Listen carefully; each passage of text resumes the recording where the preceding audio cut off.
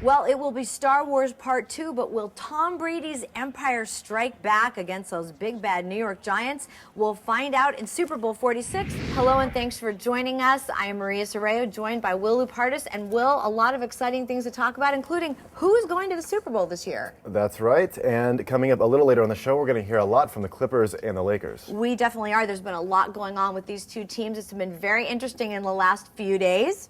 And your favorite segment is back, Will. The Clipper Spirit Dance Girls. The Clipper Spirit Dance Girls. We'll meet two of them a little bit later in the show. Now, also Clayton Kershaw is back in the news. We've got a lot going on here. Well, that's right. A lot going on.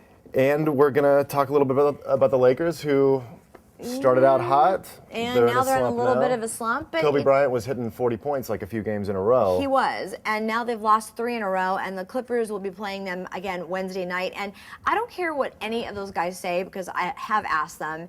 This is a battle, and this is now turning into a rivalry. I understand a rivalry usually goes on for years and years and years, but I really think that this is turning into a rivalry. Yeah. Well, a lot of Laker people, and if you're a Laker fan, you're not going to give the Clippers any respect yet. No, they're not. Not until there's a championship. Probably not until there's like 5 or 10 rings, Clipper championships. Because Kobe said he'd rather have the jewelry, and I kind of can relate to that a little bit. So. But that's an unusual thing happening in Los Angeles with the Clippers. They're They're leading the Pacific Lakers. Division. Right. And they beat them twice in the preseason, which, everybody will say it doesn't matter. It's a preseason game. But then they beat them 2 weeks ago, and now they're going to take them on again Wednesday night. Of course, it's the Lakers' floor this time. Right. So the Clippers are the away team. Technically, they'll sit on the other side of the bench.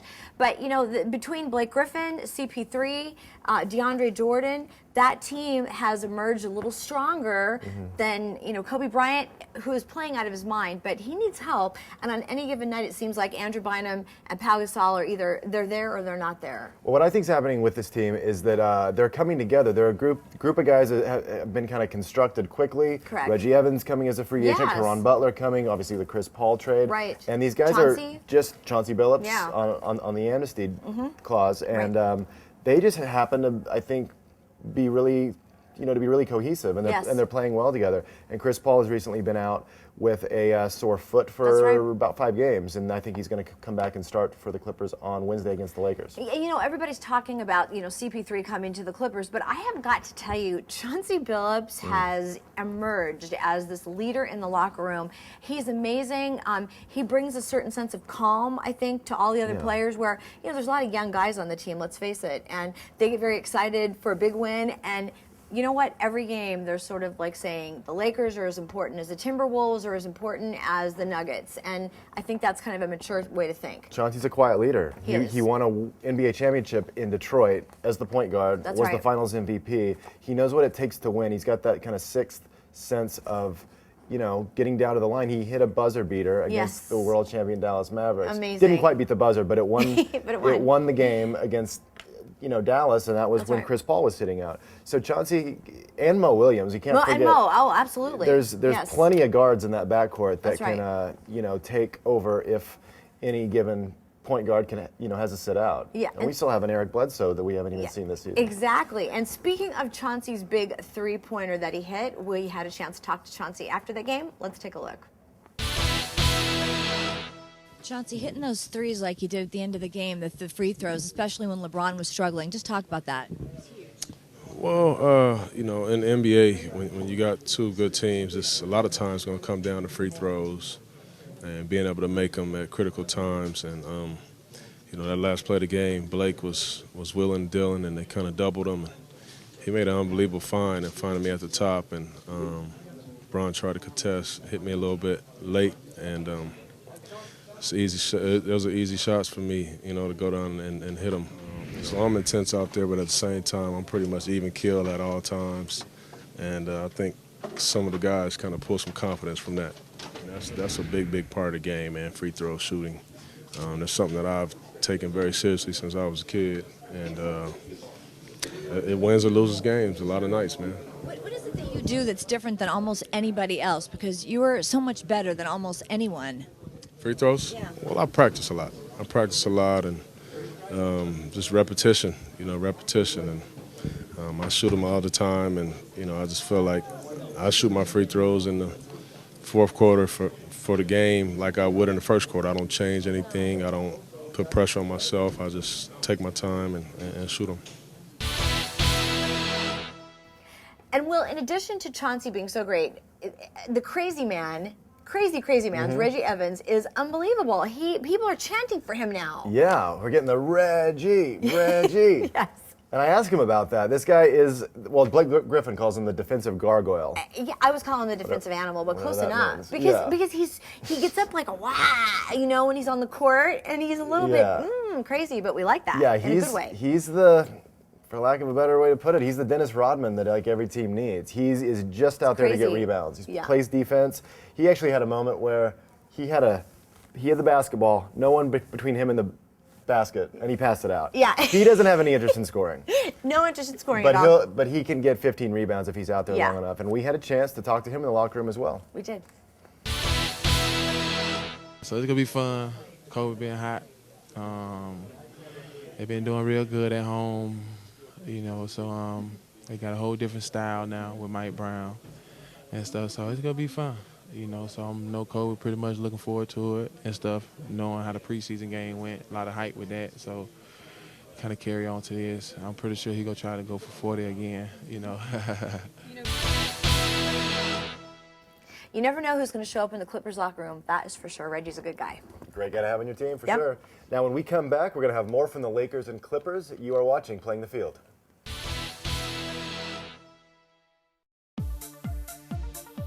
Hi, I'm Deputy Chris Knox. I'm here to remind you of the importance of sharing the road. If you are driving, watch out for motorcycles. They can be hard to see. When you ride a motorcycle, always make sure to wear full reinforced safety gear, including a jacket, long jeans, boots, gloves, and a DOT-approved helmet. There are 4 components to a DOT-compliant motorcycle helmet: a DOT sticker, a metal D-ring clasp, an inch of padding, and a manufacturer's label. If you need more information regarding motorcycle safety gear, make sure to check out your local motorcycle dealer or the Motorcycle Safety Foundation. When we follow these rules, we can all share the roads safely. This message is brought to you by the City of Rancho Palos Verdes and the Los Angeles County Sheriff's Department.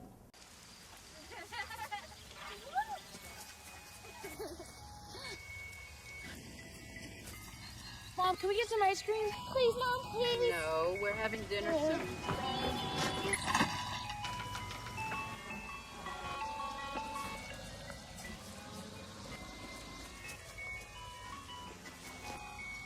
You don't have to be perfect to be a perfect parent.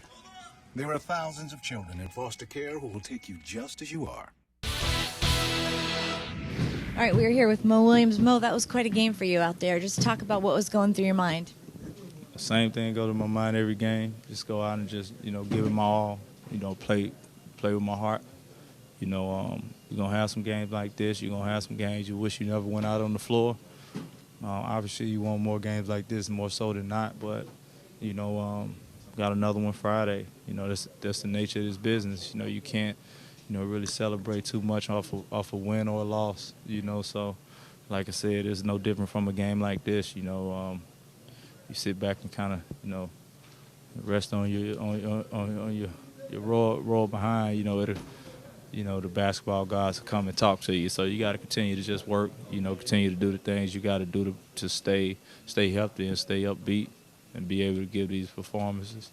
Something that we're seeing as time goes on is that everybody's really, stepping up in different games, and tonight was your night to do that. Well, I think it's a thing, in this league, play so many games. This is third game of, back-to-back-to-back. And, after watching those guys, yesterday, I know it's going to be tough on them today. So just wanted to come out and give some energy to them. I sat and watched the last 2 games while those guys was out there busting their behind. So I felt like I wanted to come out and give them a lift tonight, give them some energy. And I'm glad I was able to do that. And you know what, Will, I have to admit, Mo Williams has been one of the best trades we ever made because Baron Davis is gone, and we have Mo Williams, who is such a positive player and just so positive in that locker room, and he's had some big games. He's using, again, unfortunately, Paul sitting out for a few games. Mo Williams has taken advantage of it, had a 27-point game, 25-point game. Crazy. he got worked up against the Timberwolves, got ejected. He did. The other night, and then he had more than 20 points this past weekend. You know, what I like what they're doing is they're definitely spreading the ball around, and all the players, no selfish players, everybody's getting kind of their night to shine, which is really nice. And you need that. And any team that wins, you have to have somebody who is kind of the unexpected hero. That's right. To confuse the defense. Now, the expected hero every night is Kobe Bryant, of course. I mean, he's had, multiple 40-plus point games. Yeah. He's amazing. I mean, really, anytime Kobe makes a shot from the floor, even in difficult positions, you always know he's going to make the shot. I've never seen anybody really do what he does on the floor. He's amazing. Pretty good at basketball. Very good. I've noticed about Kobe. I think he's got to be the best player in the NBA. I mean, no argument. No argument. I won't put that argument up, Okay. especially not in Los Angeles. But if he was out of Los Angeles, that could be a whole different story. Kobe Bryant is spectacular to watch. He is spectacular to watch. Yeah. But the Lakers have some trouble. They are definitely on a slide. Now, do you think it's because they're moving into a different offensive style and a different defensive style? Yeah. We've played, 13 games in? I know it's a shortened season, but they have to figure it out pretty quickly here. Yeah, the Lakers, They do. at this point, they're around a 20-game team. So I think their age is, with the season kind of truncated, shortened, Yes. they're going to get tired quicker than a lot of the younger teams. However, they know what it takes to win. They do. They have a new coach. There's so many variables with the Lakers. There really are. And plus, there's so much trade talk, and I think that can get into their psyche a little bit, because Pau Gasol, Andrew Bynum, they're on the trade block. There's a chance they could not be a Laker at the end of the season. So what do you think about that? Is Dwight Howard going to be a better fit than either one of those guys? Here's the thing. If I knew that I was on the trading block, okay, or I might be traded, I would play my butt off every single night. And that's something that I'm not really seeing from Andrew Bynum and from Powell. I thought I would see a lot more of it, and we really haven't. So I think with Dwight Howard kind of looming, and I still think there's a very good chance he's going to go to the Lakers. I don't know who they'll give up or how they'll make that trade, but don't they sort of have to make this trade? It's not working with the unit they have now. I think if they want Dwight Howard, They'll get him. well, they're going to push for him. Yes. I just don't know if Orlando thinks Bynum is an acceptable. Well, I don't think it's going to trade be just offer. Bynum, and I don't think they should give away Bynum and Gasol, but I definitely think that it's going to have to be Bynum and someone, or a package of some sort. But what's going to happen if nobody takes Dwight Howard? He's going to leave anyway at the end of the year, and then the Magic get nothing. I'll tell you what, I think Orlando's doing a great job of not leaking too much and getting a lot of That's true. information out. And Orlando's a good team. They just beat the Lakers as did. they are right now. Right. So a lot of people think that maybe Orlando could make a push in the East. Possibly, Not pushing it. possibly compete with Miami and Chicago. Maybe not go to the finals. No, they're not going to compete with Miami. But I don't think so. I think Orlando believes Dwight Howard might want to stay there. And if that happens, why? Do you think he wants to stay there? I think he might. Yes. I don't think he does. I think he wants to leave. I still think he wants to go to L.A. or New York. He wants to be on the big stage. Well, It's not Orlando. How many bets do we have? We have so many bets now. yeah. Right? Yeah, we need to bet. I'm not going to bet on Dwight Howard coming to or the going. Lakers? I'm not going to bet either way. All right, I'll think about it. But I think Dwight Howard's coming to L.A. I do. I think he's coming. Okay. All right?